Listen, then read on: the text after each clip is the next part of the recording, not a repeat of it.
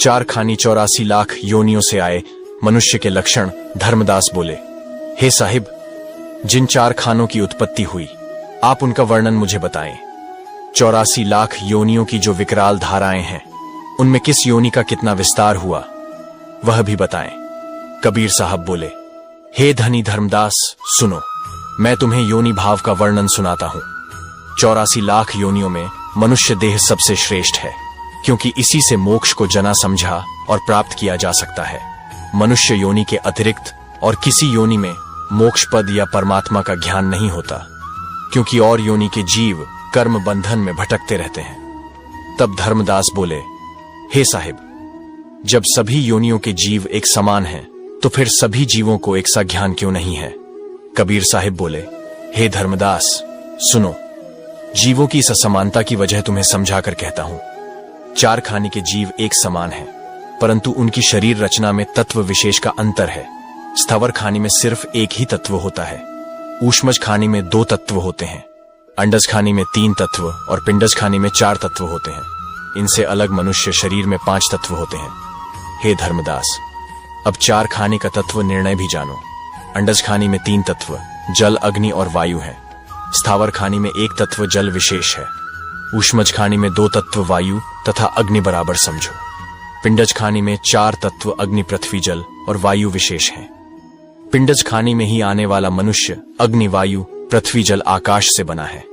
तब धर्मदास बोले, हे बंदीछो, सदगुरु कबीर साहिब, मनुष्य योनि में नर नारी तत्वों में एक समान है, परंतु सबको एक समान ज्ञान क्यों नहीं है? संतोष, क्षमा, दया, शील आदि सदगुणों से कोई मनुष्य तो शून्य, 0 होता है, तथा कोई इन गुणों से परिपूर्ण होता है। कोई मनुष्य पाप कर्म करने वाला अपराधी होता है, तो कोई विद्वान, कोई दूसरों को दुख देने वाले स्वभाव का होता है, तो कोई अति क्रोधी काल रूप होता है। कोई मनुष्य किसी जीव को मारकर उसका आहार करता है, तो कोई जीवों के प्रति दया भाव रखता है। कोई आध्यात्म की बात सुनकर सुख पाता है, तो कोई काल निरंजन के गुण गाता है। हे साहिब, मनुष्यों में यह नाना गुण किस कारण से होते हैं? कबीर साहिब बोले, हे धर्मदास, सुनो, मैं तुमसे मनुष्य योनि के नर नारी के गुण अवगुण को भली प्रकार से कहता हूं। किस कारण से मनुष्य ज्ञानी और अज्ञानी भाव वाला होता है, वह पहचान सुनो।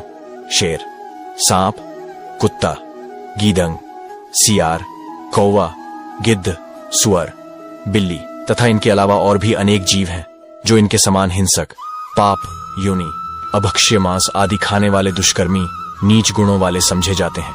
इन योनियों में से जो जीव आकर मनुष्य योनि में जन्म लेता है, तो भी उसके पीछे की योनि का स्वभाव नहीं छूटता। उसके पूर्व कर्मों का प्रभाव उसको अभिप्राप्त मानव योनि में भी बना रहता है। अतः वह मनुष्य देह पाकर भी पूर्व के से कर्मों में प्रवृत्त रहता है। ऐसे पशु योनियों से आए जीव नर देह में होते हुए भी प्रत्यक्ष पशु ही दिखाई देते हैं। जिस योनि से जो मनुष्य आया है, उसका स्वभाव भी वैसा ही होगा। जो दूसरों पर घात करने वाले क्रूर, हिंसक, पाप कर्मी तथा क्रोधी विषैले स्वभाव के जीव हैं, उनका भी वैसा ही स्वभाव बना रहता है।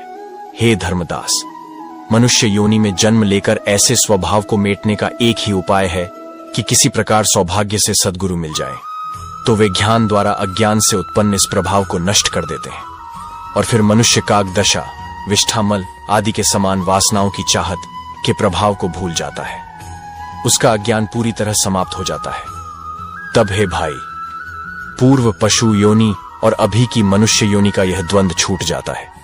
श्री सद्गुरुदेव ध्यान के आधार हैं। वे अपने शरण में आए हुए जीव को ज्ञान अग्नि में तपाकर एवं उपाय से घिसपीट कर सत्य ज्ञान उपदेश अनुसार उसे वैसा ही बना लेते हैं, और निरंतर साधना अभ्यास से उस पर प्रभावी पूर्व योनियों के संस्कार समाप्त कर देते हैं। हे धर्मदास, जिस प्रकार धोबी वस्त्र धोता है और साबुन मलने से वस्त्र साफ हो जाता है, तब वस्त्र में यदि थोड़ा सा ही मैल हो। हे धर्मदास, अब ऊष्मज के बारे में कहता हूं। यह जंगल में जाकर शिकार करते हुए बहुत जीवों को मारकर खुश होता है। इन जीवों को मारकर अनेक तरह से पकाकर वह खाता है। वह सद्गुरु के नाम ज्ञान की निंदा करता है। गुरु की बुराई और निंदा करके वह गुरु के महत्व को मिटाने का प्रयास करता है। वह शब्द उपदेश और गुरु की निंदा करता है। वह बहुत बात करता है तथा बहुत अखंगता है, और अहंकार के कारण बहुत ज्ञान बनाकर समझाता है। वह सभा में झूठे वचन कहता है, टेढ़ी पगड़ी बांधता है जिसका किनारा छाती तक लटकता है। दया धर्म उसके मन में नहीं होता। जो कोई पुण्य धर्म करता है वह उसकी हंसी उड़ाता है, माला पहनता है और चंदन का तिलक लगाता है तथा शुद्ध सफेद वस्त्र पहनकर बाजार आदि में घूमता है। वह अंदर से पापी और बाहर से दयावान दिखता है। ऐसा अधम नीच जीव यम के हाथ बिक जाता है। उसके दांत लंबे तथा बदन भयानक होता है। उसके पीले नेत्र होते हैं। कबीर साहिब बोले, हे धर्मदास, अब स्थावर खानी से आए जीव मनुष्य के लक्षण सुनो। इससे आया जीव भैंसे के समान शरीर धारण करता है। ऐसे जीवों की बुद्धि क्षणिक होती है, अतः उनको पलटने में देर नहीं लगती। वह कमर में फेंटा बांधता है तथा सिर पर पगड्ढी बांधता है तथा राज दरबार की सेवा करता है और कमर में तलवार कटार बांधता है। इधर उधर देखता हुआ मन से सैन, आंख मारकर इशारा करना, मारता है। पराई स्त्री को सैन से बुलाता है। वह मुंह से रस भरी मीठी बातें कहता है जिनमें काम वासना का प्रभाव होता है। वह दूसरे के घर को कुदृष्टि से ताकता है तथा जाकर चोरी करता है। पकड्ढे जाने पर राजा के पास लाया जाता है। जब सारा संसार भी उसकी हंसी उड़ाता है फिर भी उसको लाज नहीं आती। एक क्षण में ही वह देवी देवता की पूजा करने की सोचता है, दूसरे ही क्षण विचार बदल देता है। कभी उसका मन किसी की सेवा में लग जाता है, फिर जल्दी ही वह उसको भूल भी जाता है। एक क्षण में ही वह किताब कोई पढ़कर ज्ञानी बन जाता है। एक क्षण में ही वह सबके घर आना जाना घूमना करता है। एक क्षण में ही बहादुर और एक क्षण में ही कायर भी हो जाता है। एक क्षण में ही मन में साहू धनी हो जाता है और दूसरे क्षण में ही चोरी करने की सोचता है। एक क्षण में धर्म और दूसरे क्षण में अधर्म भी करता है।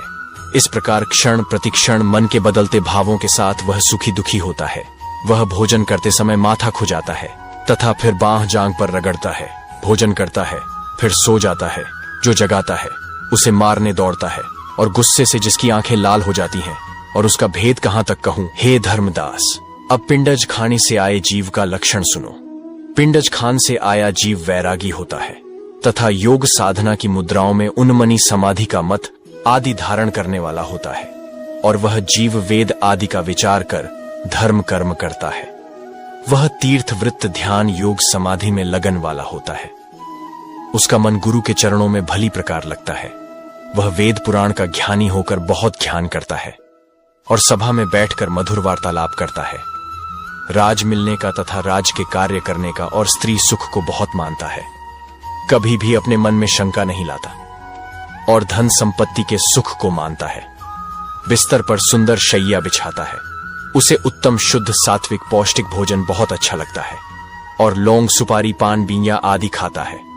वह पुण्य कर्म में धन खर्च करता है। उसकी आंखों में तेज और शरीर में पुरुषार्थ होता है। स्वर्ग सदा उसके वश में है। वह कहीं भी देवी देवता को देखता है तो माथा झुकाता है।